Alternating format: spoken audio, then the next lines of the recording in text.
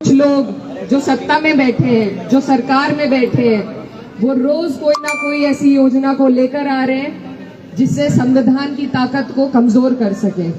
कभी सामने से प्रयास होता है, कभी पीछे से प्रयास होता है। आप ये देखिए, अगर संविधान नहीं होगा तो हम जैसे लोग जो पिछड़े हैं, जो अल्पसंख्यक हैं, जो दलित हैं, जो वंचित हैं, जो शोषित हैं, उनकी सुरक्षा कोई नहीं कर सकता। मैं नमन करना चाहती हूँ डॉक्टर भीमराव अंबेडकर साहब जी को, जिन्होंने हमें ये अनमोल तोहफा दिया। ये एक सुरक्षा कवच है हमारे सभी लोगों के लिए। इसी से हमें हमारे अधिकार मिलते हैं नागरिक के तौर पर सर उठा के इस देश में जीने के लिए।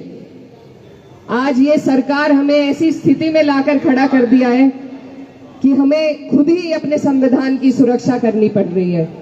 जो चीज हमारे लिए सुरक्षा कवच के तौर पर बनाई गई थी, उसकी सुरक्षा का दायित्व भी आज हमारे ऊपर डाल दिया है ये ऐसी बेईमान सरकार है। तो इस सरकार को, इसकी नीयत को हमें करारा जवाब देना है। ये आज हम और आप सब मिलकर यहाँ से संकल्प करते हैं, क्योंकि जब तक हम बदलाव नहीं करेंगे, जब तक हम इस सरकार को नहीं बदलेंगे, तब तक ये इसी तरह के नियम लाती रहेगी। आज हमसे हमारा जो बिहार के हमारे भाई हैं, उनसे उनके वोटों का अधिकार छीना जा रहा है। ये SIR नहीं है, ये बैकडोर की NRC है, जिससे ऐसे लोगों को जिनके पास कागज नहीं है, यहाँ पर सभी लोग ग्रामीण क्षेत्र से भी ताल्लुक रखते हैं। कितने लोग हैं जिनके पास अपने घरों के कागज वहां मिलेंगे, या बिजली के बिल मिलेंगे, या पुराने हमारे बाप दादा के टाइम में कहाँ बर्थ सर्टिफिकेट बनते थे। कभी कभी जब म्यूनिसिपैलिटी में आग लग जाती थी तो सारे रजिस्टर वहीं खत्म हो जाते थे। तो आज वो लोग कहाँ से कागज दिखाएंगे। और मुझसे पहले वक्ताओं ने कहा कि जो 60 लाख 55 लाख लोग जिनका नाम निकाला जा रहा है, अगर इतने लोग बाहर से आकर बसे थे इस देश में, तो पहले सरकार क्यों आंखें बंद करे बैठी हुई थी। अब चुनाव से सिर्फ 2 महीने पहले उनके खुद के अपने मंत्री का कहना है, बिहार से जो है, मैं नाम नहीं लूंगी लेकिन आप लोग सब उनका बयान समझ सकते हैं। वो कह रहे मुझे ही नहीं अपने कागज मिल रहे।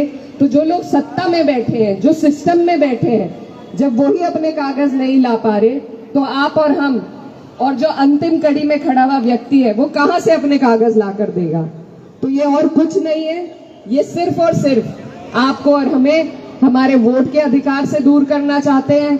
उत्तर प्रदेश की अगर बात करें तो जो स्कूल के मर्जर का नियम सरकार लाई है, गरीब आज ना अपने बच्चे पढ़ा सकता है, ना अपने बीमार का इलाज करा सकता है, ना बिजली की समस्या इतनी बड़ी है, लेकिन सरकार को किसी की नहीं पड़ी है। तो ये सरकार है, इसको बदलने के लिए आपको और हमें संकल्प लेना होगा। कई चुनाव होते हैं, ये मुजफ्फरनगर की धरती मेरे वालिद साहब की कर्म भूमि रही है, और इसीलिए यहाँ मेरा कई बार बार आना होता है, क्योंकि आप लोगों से जो लगाव है वो बहुत पुराना है। आप लोगों ने ऐसे वक्त में मेरे वालिद साहब को यहाँ से जिताया था जब टीवी वाले भी दावा करते थे कि 4थे नंबर पर रहेंगे। तो मैं उसके लिए भी आपका धन्यवाद करना चाहती हूँ कि आप लोगों ने यहाँ से उन्हें जिताकर संसद में भेजा, उन्हें अपनी सेवा करने का मौका दिया। इसका एहसान मैं कभी नहीं भूल पाऊंगी। लेकिन आपसे ये जो लगाव की डोर है, ये तभी से बंधी हुई है।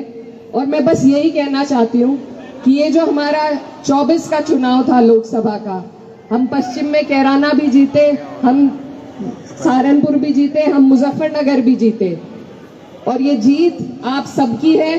और आपको आत्मविश्वास दिलाने के लिए मैं ये आई हूँ कि यहाँ पर सिर्फ हमारे भले ही एक ही विधायक हो, पंकज भैया, लेकिन भाजपा का भी एक ही विधायक है। बाकी जितने विधायक हैं वो समाजवादी की वजह से बने हुए हैं। तो ये पूरा जिला हम जीत सकते हैं, ये पूरा का पूरा जिला हम जीत सकते हैं, और हम जीतेंगे।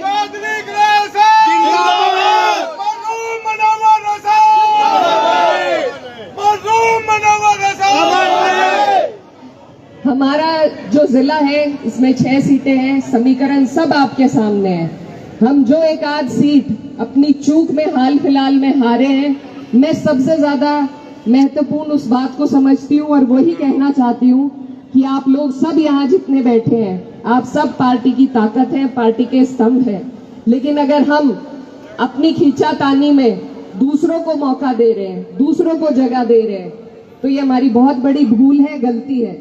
जब सरकार बनेगी, जब माननीय राष्ट्रीय अध्यक्ष जी मुख्यमंत्री बनेंगे, तो एक एक व्यक्ति उनकी सरकार आपने हमने देखी है, महसूस किया है क्या ताकत होती है उस सरकार में।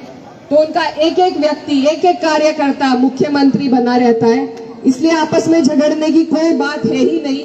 और हमें बहुत सूझबूझ के साथ, मेरे भाई यहाँ खड़े हैं बहुत सारे, फोटो हम ले रहे हैं, लेते भी रहेंगे, लेकिन हमें बहुत खामोशी और संजीदगी के साथ तैयारी करनी है।